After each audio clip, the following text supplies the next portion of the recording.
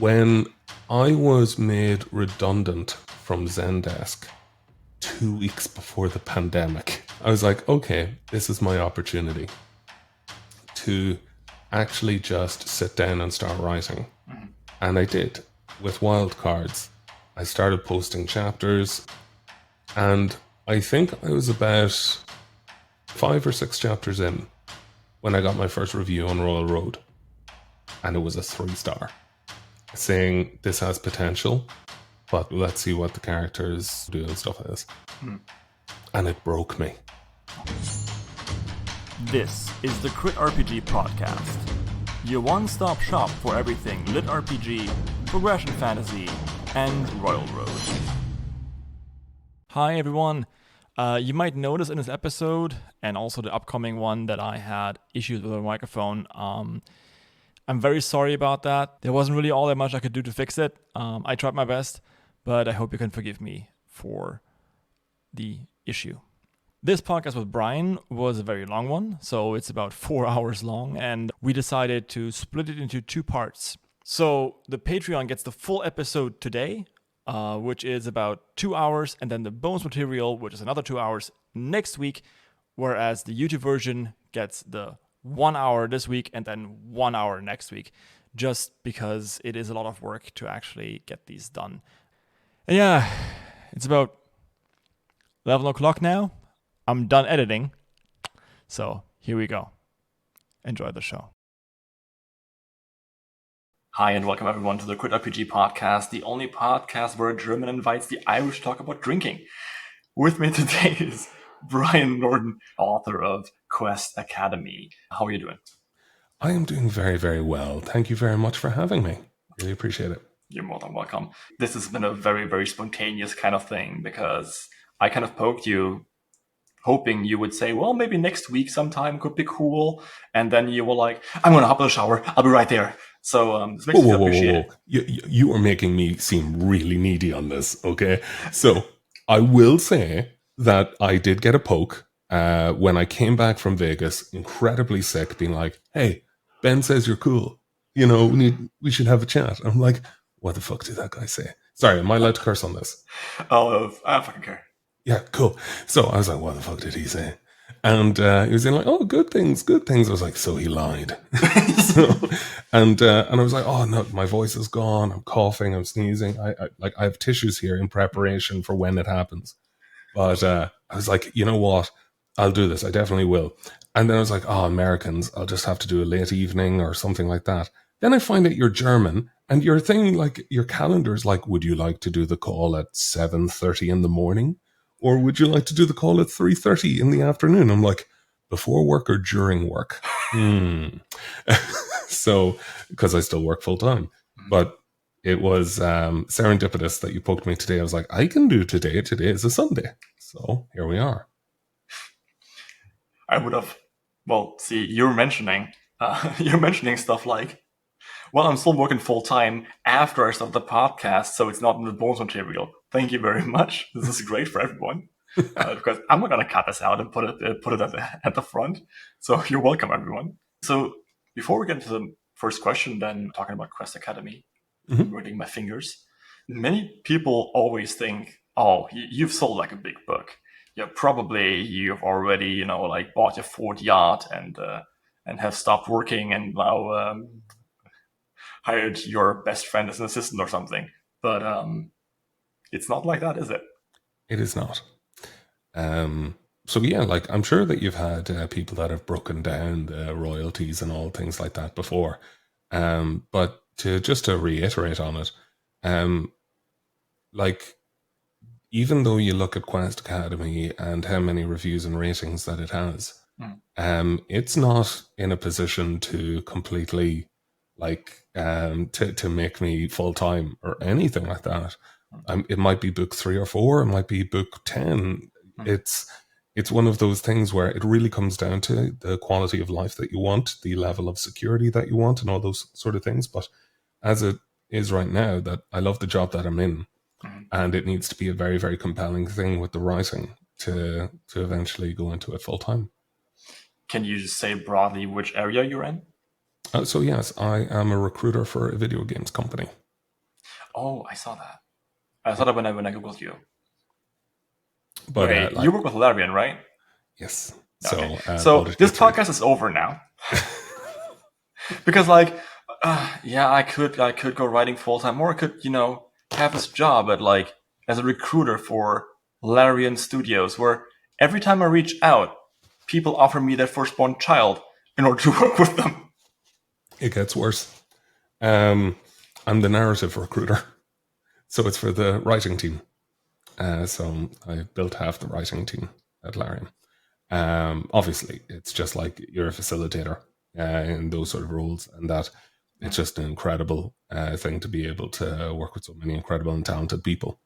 But it's like such a high bar, and understandably so, for you see what they're delivering. But like as a point of pride, that I can't really, take this, but seeing the work that the people I've hired, seeing what they've put into the game, and how those things are done and written is just one of the most incredible things. And I really, really enjoy seeing that. Yeah. I'm an agile coach, Oh, right? So I really enjoy my job too. Like that moment where people just get it, and you're like, yeah, you can do all this shit, and they're like, what? That's the best thing ever for me personally. I really like that a lot. Right. So where were we at? Books. What do I do? Writing. Going full time? Yes, yeah, Exactly. So yeah. Welcome to the Quit RPG podcast, everyone. The podcast where we talk about, work and IT companies. Workflows and workflows, exactly, and like Jira and Atlassian and cycle times. Confluence. Yeah, it's all fun. All fun. Absolutely. Deadlines, crunch time. Mwah. Anyway, talk to me about, obviously you have had contact with a lot of good writers, and talk to me about the genesis of Quest Academy. So, Quest Academy is a hard one to explain. So, I started writing from a young age. Okay. I was writing, ever since I was a kid. And then as I got older and older, glossing over a certain amount. But when I was younger, I started writing and stories, just absolutely loved them. But when I was writing them, I was writing them for other people. So I wanted other people to read these stories because, like, it's essentially as I put my friends in as characters and be like, "What do you think?" Because I need validation, I need praise, I need all of these things from other people, and Absolutely. so it's Very healthy. Oh, it's terrible. It's like, yeah, become a recruiter. It's like, you need me, right? Tell me you need me. And that makes for like, I'm really happy, like, joke aside, that you found a good employer, because that can get very bad. I worked for Citibank, PayPal, Indeed, Zendesk. I was like, sell your soul to the corporate gods. I was there. And then Larian is like, we are only soul. And you're like, amazing. What are the downsides? It's like, what are processes? I'm like, oh no. But it's like yeah, I can see that. It's like I'm used to coming from an environment where it's like there's 7 steps of red tape, and then you're eventually told, no, you can't have this thing. Yeah. Whereas when you go to, like, the likes of Larry, and you'd be like, hey, what about this thing? They're like, huh, that's a really good idea. You should take that on board and run that. And like, it's like, what? Off you go. No, there are way more qualified people who's like, yeah, have fun. Like, come back to us. And you're like, oh, okay. Oh, yeah. If you've ever been in a company where, so a friend of mine, he recently lost Wi-Fi in his company office. So he didn't have Wi-Fi on his laptop. He couldn't get Wi-Fi in his room. He could only get Wi-Fi in the meeting rooms. So he would hop between all the meeting rooms, because when he asked his manager, hey, I need to get better Wi-Fi because I can't work here, the manager was like, maybe next month. And then when he went home, he was like, why are you not in the office? I'm like, I can't work in the office. Man, I know it's absolutely crazy. But no, I've had a number of those things where, like, I remember I used to work in retail and stuff, and then when the electricity went out and the tills didn't work, the registers, I just remember everyone being like, guess we have to go home and close up. I'm like, taking a notepad and pen is like, or we could do math and just do this the normal way. And that's when I learned that nobody knew math. And it was very funny. Well, math, and also think of all the liabilities, Brian. Think of everything that could go wrong. I was an insurance recruiter for 3 years. I know everything that can go wrong. So it's but yeah, no, honest God, we put that part of my life behind us. But yeah, a very, very different time. So why did I start writing? Exactly. So I loved writing, but it wasn't going to be any use if no one read it. Okay, so I said to myself, why not, just add people into it? That way they'd be invested in it potentially, that they'd want to read it, like, if they're in it, because I didn't see the value I was able to give them, like as in just with the words itself. So it would be like, they'd obviously need a hook to want to read it, so I'll put them into it. And that was nice, and it worked for a while, but my friends eventually just turned around to me and said, no, I'm not going to read anything you write. For the simple reason is that you don't finish stories, Brian. You start them, and then you get bored, and they're brilliant stories, but that's all they are. They're not books. Which is the perfect moment when you would say, awesome, I'll go to Royal Road. Well, there was a little bit of time between that.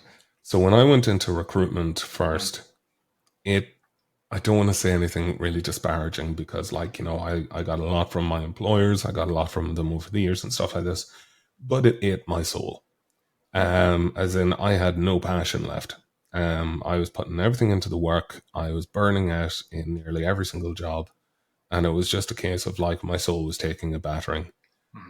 Because as a recruiter, a lot of the time is that when I was agency and I wasn't in-house, meaning that I was representing a number of other different employers. So I could have a list of 30 employers that are looking for, X amount of different people. And I would just be like trying to convince people that were in jobs to go to another job so I could earn commission to pay rent. And it felt very disingenuous for me, because a lot of the times it was like, when someone says, like, Brian, will I enjoy this job? You're like, I think you would love to work at State Street. Yeah. And it was one of those things, or Deutsche Bank. Oh, Deutsche, yeah. Yeah, great companies. And then a lot of the times it'd just be like, no, I don't think you will. And the really cool ones were like, oh, thanks for being honest with me. I'll take the job. And then they're like, and in 6 months' time, put me in a different place so we can get more money. I'm like, I like you. Let's do this. So it was fun. But the thing is, like, that sort of stuff was eating my soul over a long period of time. So I wasn't able to, like, go home and sit down and start writing, because more often than not, I wouldn't go home after work. I go straight to the pub and bitch about the day with all my colleagues. And it was just one of those, like, early 20s kind of jobs where you're just like sitting in a bar or standing in a bar for a long period of time, smoking, drinking, the whole thing just being like, and then doing it all again the next day. That went on for a good 10 years where I wasn't writing anything. And when I got to the point where I was looking at myself being like, Brian, what happened to your dreams? You wanted to be a writer, and you're reading, yeah, but what does that mean? Like, as in, like, you're not doing anything. So I said to myself, I am going to be a published writer before I'm 30 years old. Now, spoiler alert, I'm 35. So I've just turned 35. But when I was 29, I said, it doesn't matter. I'm going to be a published writer. And I looked it up, Kindle, everything like that, Kindle Direct Publishing. And I was like, okay, I can do this. But I'm still super insecure about myself. I don't know that I want to put my name on anything like this, because I have done quite good with recruitment over the last number of years. I'm not exactly sure I want it to all come crashing down, or have this, because I've seen people that have written and put it up on LinkedIn being like, hey, buy my new book. And it's been absolutely like, oh, Jesus, cringe, mate. Why would you put that on LinkedIn? It's like, ooh. And I was like, I am not going to be that guy. No one on LinkedIn will ever know about this. So when I went into it, I was like, what could I do that'd be fun? Because I didn't have time. I was 29. I was working a full-time job. I hadn't written anything long form, and I hadn't finished anything before. So I was looking at this going like, what the hell can I publish? Poems? Fuck no. I hate poetry. What can I do? And I looked at it and I was like, right, what is the most amount of money I can earn? And I started looking at publishing from the wrong angle. I was like, yeah. So I was like looking at the publishing from the wrong angle. I just said to myself, why? Like, how do I do this? How do I go about this? I want to finish stories. I want to earn some money from this, and I want to be published and out there. So I looked it up, and I found the least amount of effort, most amount of reward was writing erotica. So I said, okay, let's go. And in the space of a year, I think I released 12 short stories, all under a female pseudonym. Some of them were maybe 4,000 words. Some of them were 14,000 words. And I put them all up, and they started earning decent money. And I was the 13th most popular paranormal erotica author in Japan. And that was very entertaining. That's when they used to have the author ranks. In like, that tells you how many years ago it was. 2017, I think. So I did that, and it was like, great. I'm finishing things. I'm like doing stories. And I was taking commissions from people on Twitter being like, okay, yeah, I can do that for a few €100. Or I'll write that story for a few hundred, whatever. And then I retain all rights and I can post it on Amazon under her name. And it was really fun. But it was also a brilliant training ground because you have only 5,000 words to give a start, a middle, and an end. And you have compelling characters with engaging dialogue, and you have to deliver on the action or the spice to be able to have it do well. Yeah. And I hear the climax is very important. Exactly. And and on the Kindle, the pages don't stick together. Which is awesome. Also, like, you can wipe them down. It's so good. Yeah. I really want to sign someone's Kindle with a Sharpie so that they can never read anything other than my fucking signature. Like one of those like gel pens. Yeah. Yeah, that'd be very funny. But yeah, so once that started happening, it gave me a little bit more confidence in the writing arena.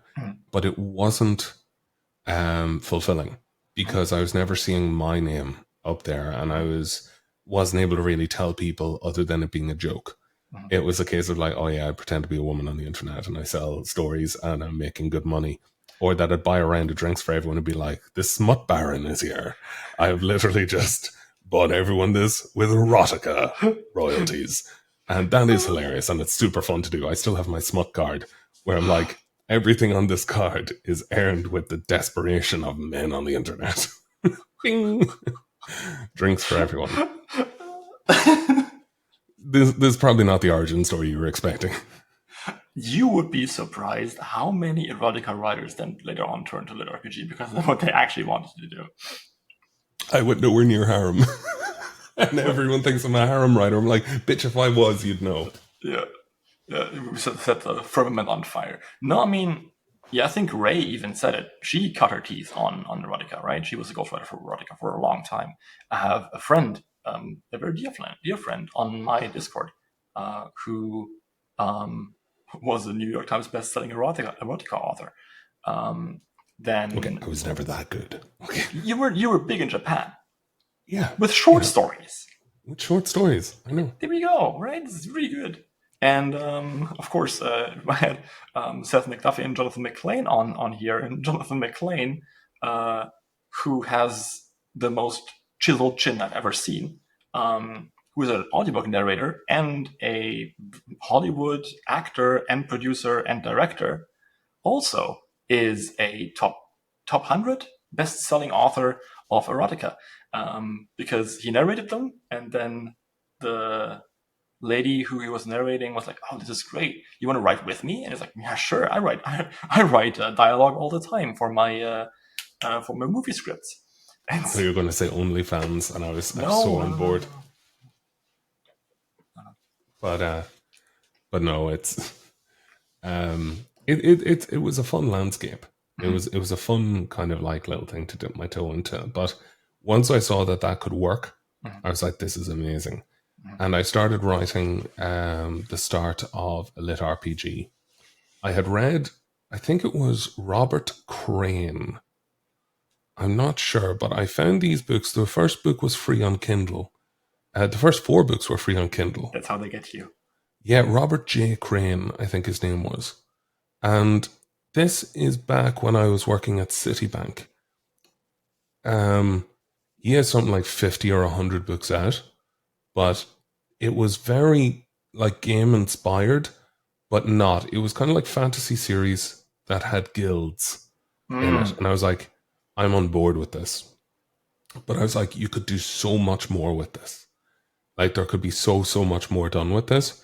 And I started ideating a story, and I got hung up in it because when and a lot of what I was writing was wildcards, but I didn't know it at the time. So I was ideating a lot on this, being like, what's wrong? It's just so daunting, and would people even want to read this? So when I was looking for more on that, I stumbled across the legendary Moonlight Sculptor. Now, I think I might get my timelines mixed up, but I was very much into that when it was started getting the English translations, the machine translations, before Royal Road really started up. And I remember thinking to myself, like, this is really cool. VR, MMORPG. And then I was looking at Robert, his readership and stuff, and I was like, I could write something way better than this. But again, the hunger wasn't there.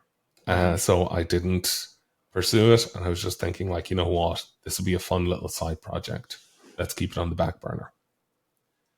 When I was made redundant from Zendesk 2 weeks before the pandemic, I was like, okay, this is my opportunity to actually just sit down and start writing.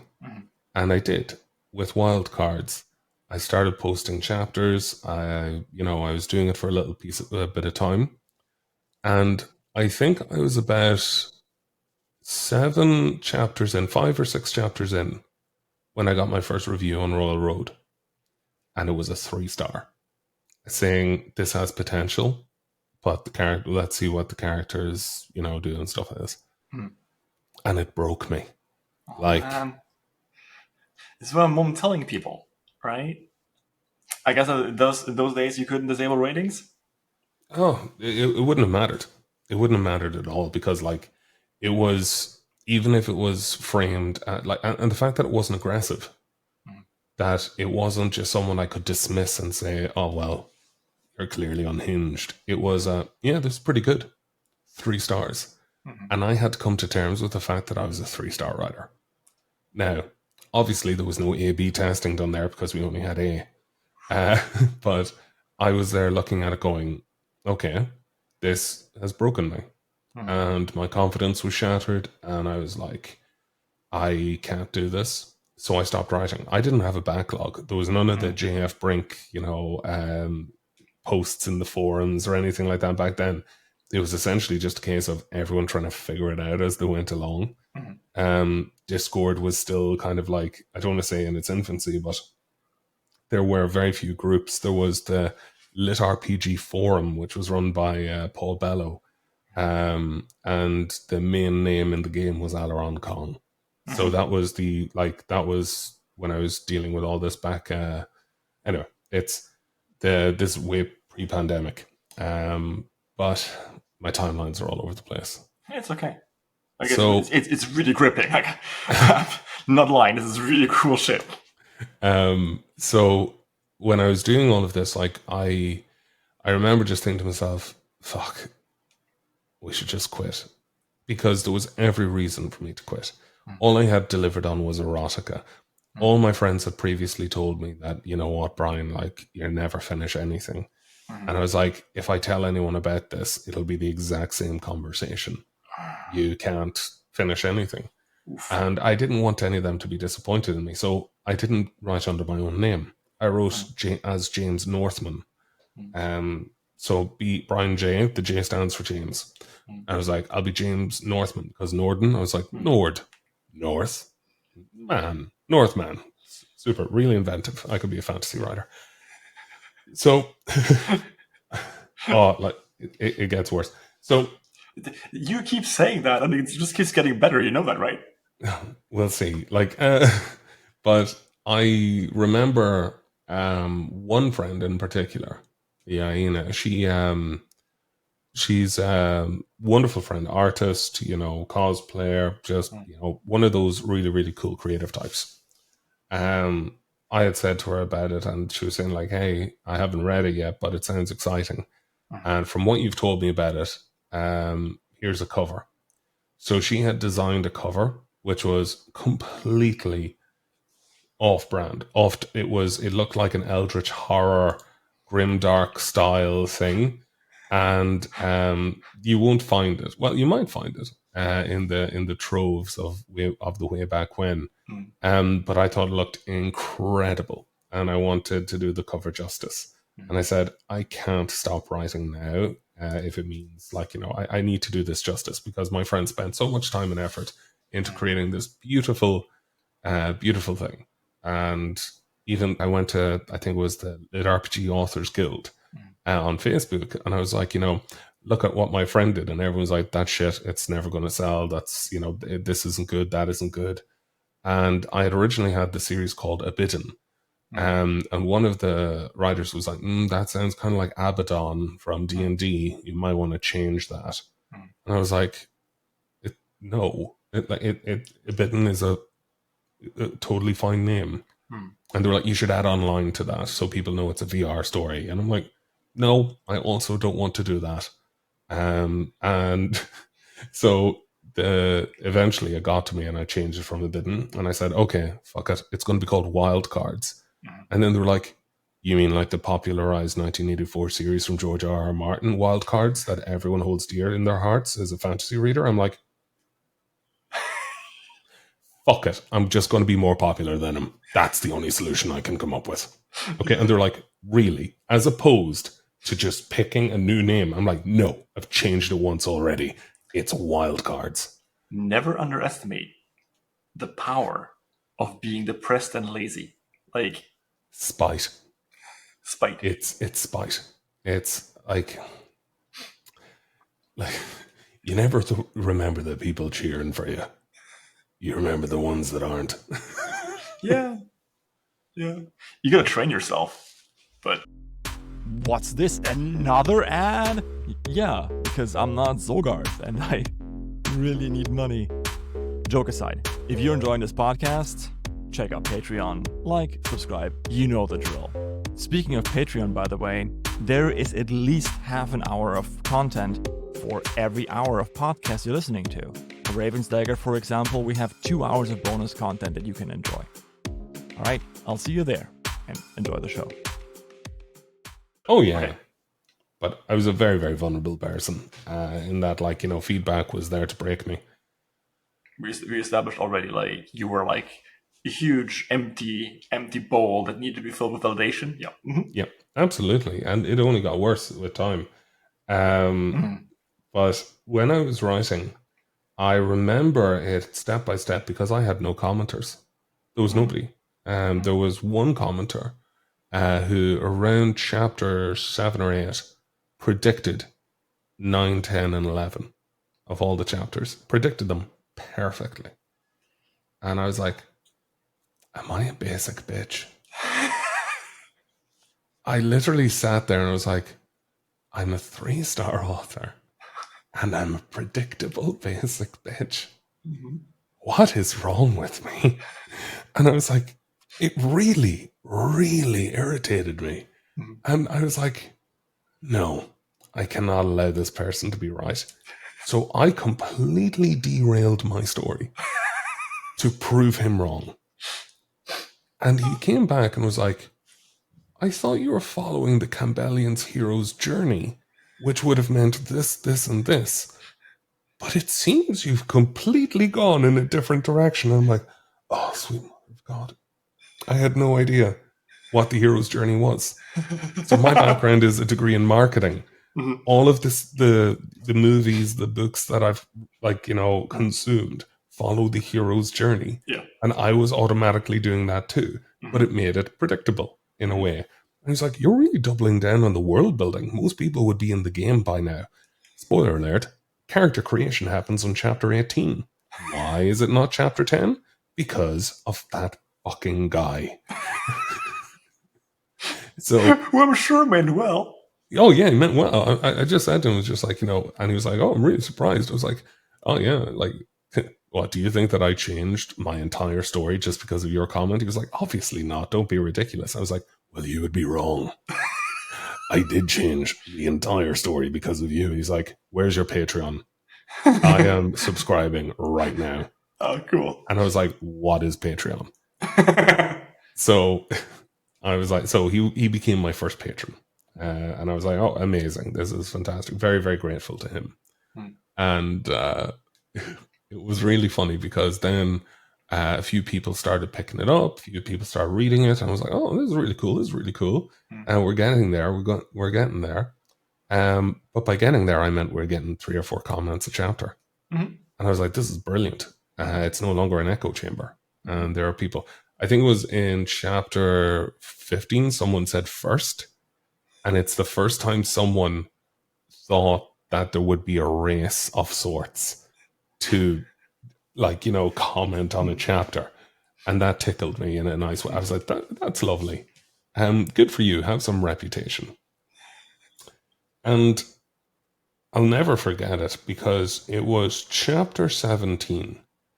I said to everyone, I post in the top chapter, and it's so funny because it's there as the author note, I think, on chapter 17. I said, hey, everyone, just so you know, it doesn't matter to me that we're never going to become popular. I always say we because it's community. I said, we're never going to become popular. But I am really content with the people that I have here that are on my Discord that are really just supporting me and helping me with this. I'm going to finish this story for you guys. It doesn't matter if it never does well. I'm just happy for the experience. And it was wonderful. And the next day, it hit trending. And it blew the fuck up. And every single person of my little community started sending me messages being like, Brian, or James, don't worry. You are going to get so many 0.5 stars. It has nothing to do with you. It has nothing to do with the story. These are people that just want to tear you down the rankings so their story gets ahead. Do not worry about them. It's not it's not an attack on you. And then they were literally vigilant. People started commenting on chapter 1, being like, why is this on trending? This is shit. Or why is it not in the game yet? And literally, all my little group of people started going at them, being like, hey buddy, why haven't you read the whole thing? Go fuck yourself. I'm like, oh my God, my lovely, nice little nurturing group have turned feral. In my defense. And it became this wonderful, terrifying little thing of people being like, why do you not have chapters on Patreon? And I'm like, is that a thing? And they were like, yes, that's how you make money. And I was like, I can make money? And my readers are like, why are you here? And I'm like, I just wanted to finish something. Yeah, but it's that's how I kind of got my start. Sorry, this is possibly the longest answer to how did Quest Academy come around. So I'm getting to the point, I promise. Oh no, this is fine. Anyone ever tell you you're a great storyteller? You should write a book. I'm super disjointed all over the place. No, I mean, I personally feel as though it's kind of coherent, actually. And Thank God. And you can edit out all of the ramblings. So it'll just be like, me answering that question. No. This stays. This is on the internet. It is forever. Okay. I'll take it. So I had, when people start jumping in around the 18 mark character creation, people started enjoying it a lot more. Chapter 25 was another big highlight. That's when we hit our peak on Patreon, where I was probably bringing in around 700 a month. 600, 700 a month from that. And I was like, I remember sitting down with my father and being like, Dad, this is happening. And he's like, Brian, I didn't understand it before. I was thinking like, write if you're happy. That's brilliant. As in like, but you need a real job. Because this was during the pandemic. And we started really hitting the groove. And once he saw the money coming in, he was like, forget what I said, Brian. This is a whole new landscape. And if you can grow this, this could very well become a full-time thing.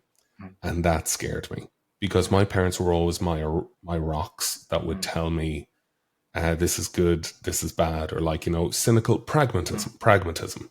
They would be very, very good at like bringing me back down to reality whenever I started floating off to the stars. And with them being like, you could be a full-time writer, having the pragmatists tell you that is a terrifying thing, because then you're just left with the whole, no, I need someone to tell me I can't, and why. And that was a whole big like kind of journey in my head. But with Wildcards, it eventually progressed, and like it hit number 7 on Royal Road, which was brilliant because it was Shirtaloon was one side of me, Matt Dinneman was the other, which was super cool. And that one fucking story, Epilogue, which never left number 4, despite it only being like 5 chapters or something. And I was like, why are you number 4? It's like, it doesn't even go here. It's like, it was just one of those really, really weird ones. And Mother of Learning, no one was ever going to usurp that one. Yep, no one was ever going to usurp that one. But yeah, and there's... I just remember it because Raven's Dagger was coming up as well at that time. It was in like, so it just seeing all the people that were on the trending list, and I think it was Cinnamon Bun that I was up against, that one, but it wasn't Stray Cat Strut. Yeah. So, but anyway, it was good fun. But when I was kind of going through it and everything like this, I stuck the landing on it, which was terrifying. There was months between updates because I was so terrified of fucking up the ending of the book. And what I delivered on, I thought was absolutely incredible. I had some reviews that said, I screamed when this happened, and my family came rushing into the room to see what happened. I explained your story, and now they're reading it. And that just filled my heart with joy, because I was finally at a point where I had finished a story without telling any of my friends that I was writing it, which was a huge thing for me, because it meant I can do this without the validation of the people closest around me, because it means I don't have to bother them with all of this, and I don't need to feed off their energy like some weird energy vampire to be like, tell me you love my stories. It's almost as if you can do that by yourself. Yeah, you'd be surprised. Okay, sorry, go on. So, but yeah, like it's so Wildcards did really, really well. And just as we were kind of coming to the end of book 1, we're just past book 1, I kind of got the call to be like, would you like to be the writing recruiter for Larian? And I said yes. And so I took that job, and my writing output absolutely went down the drain. So fast forward kind of 2 years, I realized I had stagnated quite a lot. I was trying to get through book 2 of Wildcards. I was getting blocked at every angle. It was maybe 2,500 words a week that I was managing, if even, which isn't a lot. You told me. Yeah, it's like it's not a lot. And I was there looking at it going like, oh my God, this is horseshit. And it felt like it felt like a job because people were like, where's my chapter? And then the Patreon just ended up dying. And I realized that I had squandered it. That the story that I had built to number 7 on Royal Road, I'd done absolutely nothing with it. And it was heartbreaking because I saw it as I had a chance to follow my dreams. And I said no to it and instead went to work full time again. For Larion Studios. No, not to take away from that, but it was one of those things where I was like, oh, what would have happened if? What would have happened if I had done this? What if I had done that? I think I can understand what you. I think I can understand that. Yeah, it's no matter how much people might think like, oh yeah, like Larion Studios is such a freaking great opportunity, and as any other game studio, it's a bit of a chaos, nest of chaos. But I do understand. I think that thought of what could have been like. Yeah, sorry, exactly what you were saying. Basically, I didn't want to take away from that. No. It's a hard one to describe because, like, it makes you feel as though, oh, I had one moment of serendipitous, like there was one moment that I could have capitalized on something and I didn't. But then that also brought to the questions like, well, is that not the mentality of the one-hit wonder? Yes. That was the only time you'll ever be popular with the story you wrote? Or does it mean that you can write a story that people will resonate with? I'm going to spoil so bad. And I was like, we'll see. So once I realized I was in that point of stagnation, not the start of this year, the previous year, I said, I need to get out of my comfort zone. So I'm going to start saying yes to things. Because I've become a lot more introverted. I've become a lot more kind of like, I'm just going to hide in the background. I'm not going to do this. I'm not going to do that. So I said, let's go. We're going to try this. So I started with, there was a thing that came up on Facebook, like 20 books Dublin. So I'm saying yes to things. So I saw on Facebook that there was the 20 books to 50K, which is an indie author kind of community where it's indies helping other indies with the mantra of a rising tide lifts all boats. And, it's, all of them just helping each other with tips, tricks, and things that they've found, and just kind of really helping the community by having points of inspiration of the successful people sharing their, findings, and people just opening up about their processes so that they can like pave the way for other people up the mountain, which is wonderful. But the organizer of the whole thing, Craig Martell, he was doing a visit to Dublin, and they were like, we're doing a meetup for all of our members from Ireland. And I was looking at it and I was terrified. I was like, I'm not a real writer. I write on Royal Road, but that's not a real writer. Nobody there will know what Royal Road is. And the vast majority didn't know what Royal Road was. Lit RPG was something I had to explain at every single point. But I went to it and they said, oh, no, Brian, you need to go to Madrid. In Madrid, 20 Books Madrid, it was coming up in a month or something. They were like, you need to go to Madrid. And that's where you'll meet a number of the Lit RPG people. I was like, okay, I'll do that. I went there and they were like, oh man, this is pretty good, but it's no Vegas. 20 Books Vegas is the big thing you need to go to. So last year I went to 20 Books Vegas. So all of these things happen in quick succession. But I remember sitting down with James Hunter of Shadow Alley Press and with DJ Bodden as well, who had done the Illusionist part of Viridian Gate. And I remember sitting down with them and they helped me unfuck my plot for book 2 of Wild Cards. And it was hugely helpful because it put me in a position of being like, this is how I write the next chapters. And it was really, really helpful. And really, really kind of got me back on the right track. And I then remember as I was talking to other people, and there was a lot of rum happening. It's when I first met Jez, Kaju. So I met Jez, Lars, and Kev, amongst a few others as well. But it was really, really good fun. I met Chatfield as well for the first time, but we wouldn't become best friends until Vegas. But yeah, it was a really, really fun time. And I was explaining them about wild cards, expecting them to echo the sort of things that James Hunter and them had said. But Jez had said something completely different. He was like, write a palate cleanser, write something else, to just kind of get back into the groove of writing. And then, you can go back to wild cards once it runs its course. You just need to, get something else out there. You're a writer, so you should be writing. And that story became Quest Academy.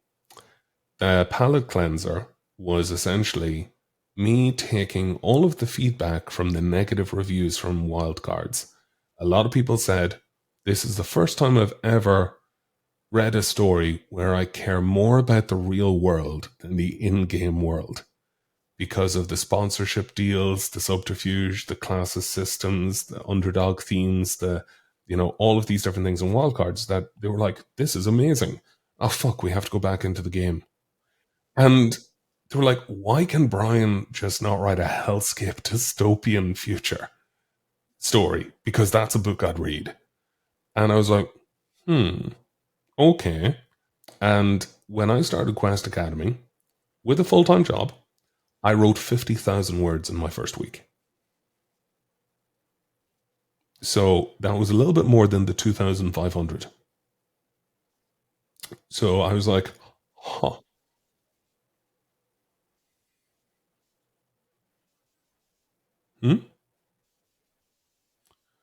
Yeah, so like on the last day of writing book 2, I did 17,000 in one day.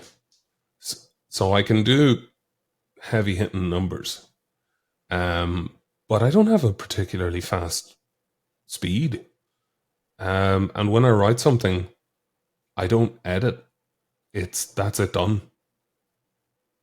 So like, well, sorry, as in it goes to an editor, obviously, but I don't read it again. So that was essentially, as in like, where did Quest Academy come from? It was to get myself out of a rut with where I was with wildcards, and seeing how Quest Academy has performed. Like, where did wildcards come from? I read Ready Player One, and I hated it. I was like, what is this shit? You had so much potential, and you squandered it. And I said to my friends, I was like, this is horseshit. I could write a better story than this. And my friend Eurus, who I put in as Jorgen Ball in Wildcards, Jaeger Animus, he looked at it and he was like, why don't you write something better? I was like, I fucking will. I will. And when Wildcards hit number 7, I just sent him a picture of it being like, oh hey, like 50,000 stories, I'm number 7. Suck it, Ready Player One. Nice. But he was like, that's super cool.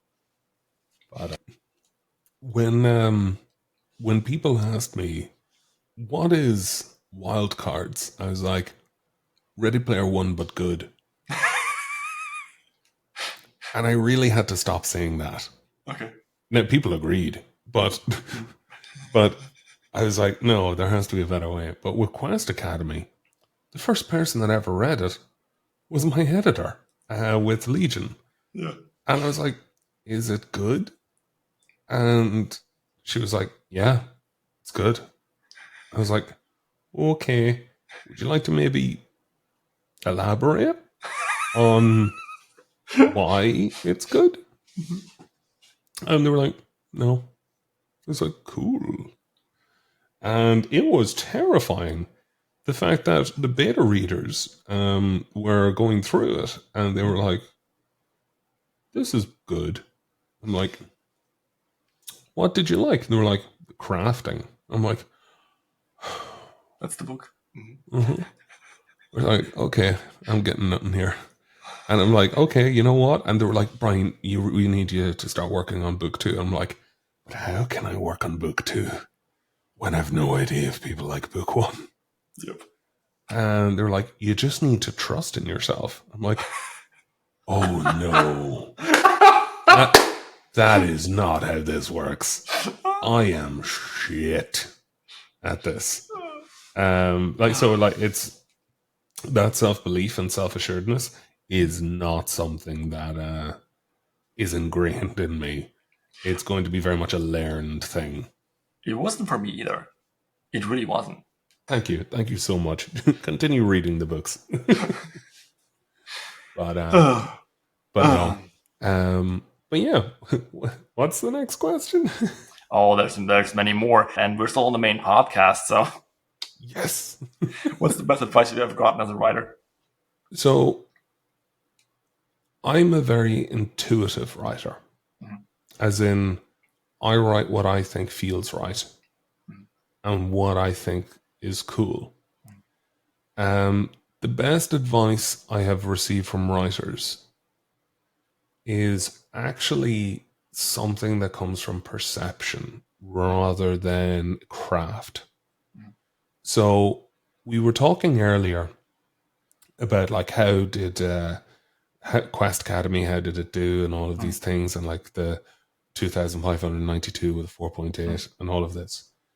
All of those are numbers, okay? And numbers go up, numbers go burr, and it's great. Like we were celebrating a milestone over in Vegas because I crossed 10 million page reads. Now, to put that in context, all of the erotica stories, those 18 of them. 10 million patrons? 10 million patrons? No, page reads. Oh, page reads, okay. So, okay, move over, Slika. Yeah. But sorry, it's 10 million page reads. And we were celebrating that milestone. And it was, with the erotica stuff, I had 18 books in total, I think it was, 18 stories. And they, over a course of 5 years, had generated 220,000 page reads. Quest Academy beat that in 3 days. Nice. So that should tell you that it was something else. It was doing something like 100,000 page reads a day when it came out of the gate. And I was like, and that's good? Because I like, again, it's the seeking validation, but it's also not understanding it, like, because lit RPG is a whole new beast. No frame of reference. Exactly, no reference. And with the publisher, I was their first author. And they could compare me against Jez, but Jez had a very different landscape when he started 2.5, 3 years ago. And so they're like, is this good for now? Like, as in compared to my peers and the other people around me? And the answer is yes, that it was doing very well. And it's great. But it's really hard to estimate how books 2, books 3, books 4, books 5, books 6, how everything will land. It's great that this is in such a, like, it's a good outing for book 1, but it really depends going forward. But when I hit the 10 million page reads, the best advice I got is how to perceive that. Now, you could see it on Kindle page reads, the Kemp number, and that's 0.0043 in the last month, or 42. The very, very easy thing with that is that because 10 million is a flat number, you just multiply that number by 1,000. So it's essentially 42 grand dollars. Okay? Nice. So you're like, amazing. That's absolutely fantastic over a 4-month period. Okay? Now, that's in totality of what that book has done, which is really, really interesting and really, really cool. But yeah, I was like, okay, but that'll drop off dramatically over the next number of months. Because there's no way that's just going to keep going that way. But who knows? But until you release book 2, by the way. Exactly. Now, But this is the thing. It's really hard to make all these projections on how's this, how's that, whatever. And for people thinking like, why are you not buying a yacht? Why are you not going into it full time? It's like, that's before any splits. Now, you can see the Legion contract is up there for everyone to see on the website, and it's a 55% split in favor of the author, which is absolutely brilliant. So I could be coming out of that with, let's say, €25,000. Okay, as my part of it. So, less, like with unit sales, they're a whole different thing as well. But let's just say it's 25,000. Now, I was thinking to myself, 25,000 over 4-month period. Is that great? Yes, but is that enough to go full time? No, because we have no idea what the trail off could be. Because the next month it could be only 2,000. Or it could be 10,000 over the next 4 months, or it could be 6,000 over the following 4 months. Again, but not to really dwell on the numbers too much or anything like that. But if you were to kind of the perception thing was, I was talking to Matt Dinneman and I was talking to Talia Beckett. Talia Beckett was like 10 million, Brian. Divide that by 30, then divide that by 24, then divide that by 60 and divide it by 60. And I was like, why? She's like, that's 2 page reads a second. Okay. Which means that somewhere in the world, 2 pages of Quest Academy are being read every second. Nice. Now, that was wonderful for the perception side of things. And I went, and I was still reeling from that, and I told Matt Dinneman. And he's like, that's really cool. I do it the opposite way. It's like, what do you mean? He's like, multiply it. And just like, if it takes about a minute to read a page, it's 19 years worth of Quest Academy has been read so far. Nice. And it said, like, Quest Academy is able to legally drink in Ireland and drive. No, obviously not together. Yeah. Like, don't drink and drive. But I was like, that's super cool. So when we look at things and we see the numbers, that's one thing. You're able to see, like, yeah, this is a really, really good one. Like, this is doing really well. I'm really, really happy about it. But knowing that every second a certain amount of pages are being read, and if you look at it like, let's say 0.0042 or whatever, every 3 seconds I'm earning a cent. Like, or every 2 seconds I'm earning a cent. Nice. And that's pretty cool. That's pretty cool. I mean, you've already earned. I can't do the math. It's too much. You've earned a lot of money while we're talking. Oh yes. So it's quite good. Yeah. But again, like, this is the other thing as well. It's like I'll be getting my first royalty payment in January. So like I decided I didn't want the remnants of I didn't want to get a payout in this year. And I said, like, let's start the new year off with the royalties. So it'll be packaged into that, and then April, and then so forth, so on and so forth. But yeah, I think the advice that you get, other than keep going, is the best. Like, it's so easy to just get caught up in yourself, but so many people don't understand writing to market. And that's a whole different conversation. Yeah, I just mentioned that it's not pandering. It's, how did he put it? I can't remember, but the gist of it was, it is making the story that you want to tell palatable to the readers. Absolutely. Like, the thing is, I could look at it right now and say, okay, there is a general election coming up in the US next year, which means that it's going to be a stressful environment. People are going to want escapism, and they will more than likely want cozy.